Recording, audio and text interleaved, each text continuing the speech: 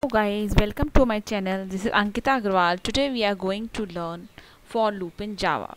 As we all are aware that Java is a language that is basically used for web and application development, as well as now it is even used in big data. Okay, in the previous videos we have learned the other statements. In this we are going to learn about the for loop. Now for loop is a type of a loop in which it is run, the condition basically it is run if we know the number of times it has to execute. Okay, over here I have written execute a sequence of statement multiple times and abbreviate the code that manages the loop variable.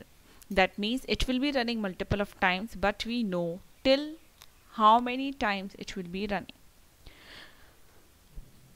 Now we are aware that the Java developers, they are there with the millions of Java developers worldwide. There are hundreds of ways to learn Java, and even for this also, for loop or running a multiple conditions, we are having other ways also, like we have already learned while, do while, even if else, switch. These are the different ways of running, but if we compare for with the other, then we have while and do while loop. Okay, now over here I have shown you the syntax. Over here you can see syntax how we have to write.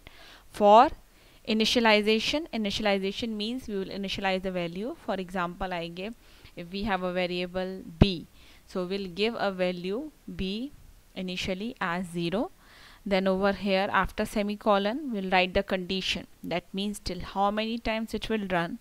So like I want to run it till 8 times, so I will write a is less than equal to 8, or maybe less than 8 if I am writing the initial condition starting with 0.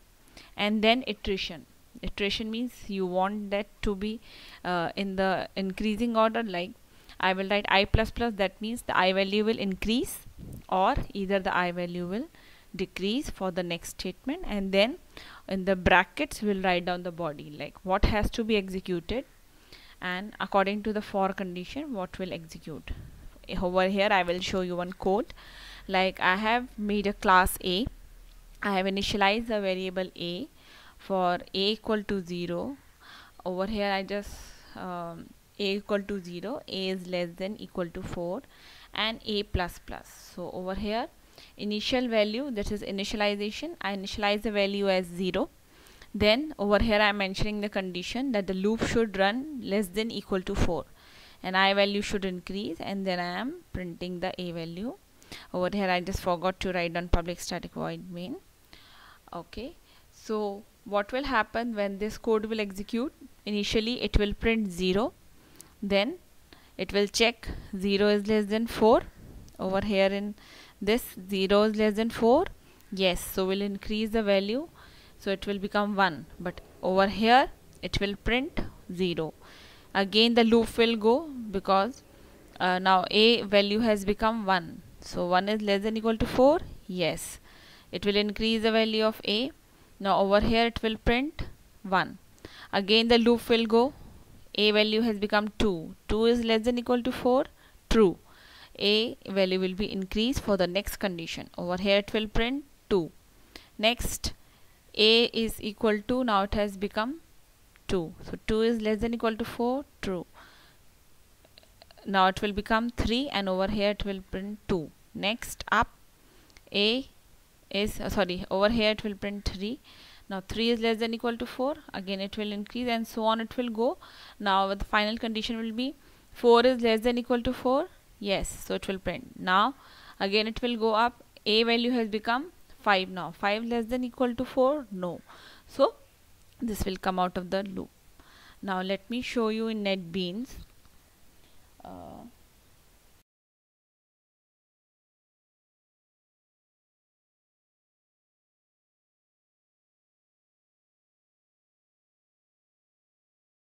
Here in NetBeans I have written a code for finding out whether the, or it's not about finding out but printing the even numbers till the condition is satisfied. So I wrote one class e1 public static void main.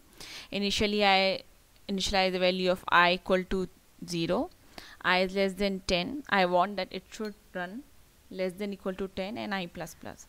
So it is 0, 0 is less than 2. So anything modulus by 2 is equal to 0. So it will go up. I value has become 1. 1 is less than 10. I plus plus, like so 1 modulus 2.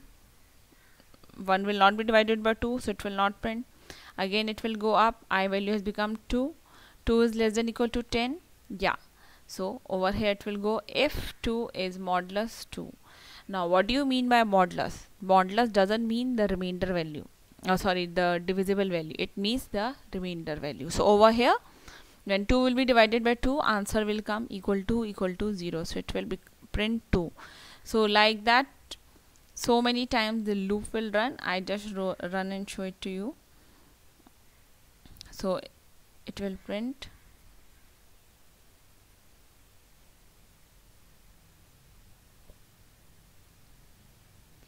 0, 2, 4, 6, 8, 10. So these are the odd numbers.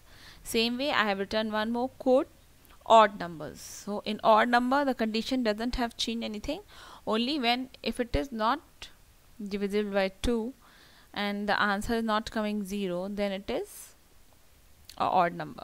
Just run and show. See, so 1, 3, 5, 7, 9. Now one more, I am printing the value, printing one table. So over here I am printing the table of 5. So I have wrote one class public static void main a equal to 5. Initially I initialize the value as 0 and it will run till 10 less than equal to 10. So what I am doing in product, I am multiplying a by 1. So a initial value is 5. 5 multiplied by 0 will be 0. So 0 will be printed. It will again, so I will increase. Now it will over here it will print 0. So again it will go up. Now I value will be 1. 1 is less than equal to 10. Yes. So I plus plus. So over here I value has become 1. So 1 multiplied by 1, 5. So like that on, the loop will go on. So I just run and show it to you. So over here you can see it will print from 0 till 5 into 10, that is 50. So 5 into 0, 5 into 1, 5 into 2, 5 into 3, 5 into 4, 5 into 5, 5 into 6, 5 into 7, 5 into 8, 5 into 9, 5 into 10. When the 10 condition will come, so till this it will print. It will not print 5 into 11 because the moment it will go over here as 11, so 11 is less than equal to 10. No, that condition doesn't satisfy it, so it will come out of the loop. Okay, now one more I will just show you factorial. I hope we have learned this concept in maths, like factorial of 2. So it will be 2 into 1. I just gave one more example like 3. So what will be 3 factorial? 3 into 2 into 1. 4 factorial, 4 into 3 into 2 into 1, like that.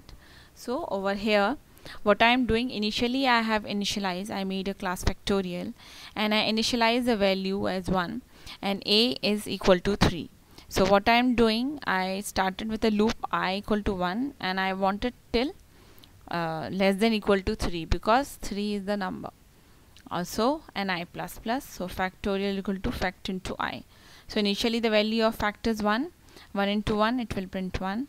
Now fact value will become 1. So 1 will go, so fact I equal to 1. So again over here it will become 2. 2 is less than equal to 3. So I plus plus. Now I value has become 3. So fact is initially what is stored in fact. Fact 1 is stored to 1 into 2. So 2 will be printed. So like that, so on. 2 will be printed, but because it is in the for loop, again and again the value will change in the sense ki if I am doing 1 into 1, so 1 will be printed, then 2 into 1, so 2, that 1 will be replaced by 2.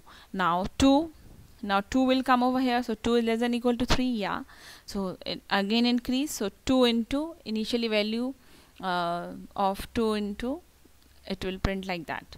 So if I just show you the code by running it, So you can see 6 will be printed. So factorial of 3 is 3 into 2 into 1. Okay, so today we have learned about the for loop. In this I have shown you 4 examples, like printing the even numbers, odd numbers, print a table of any number, and then factorial of a number. I hope you like my video. In next video we'll be learning more about the Java concept. Thanks a lot.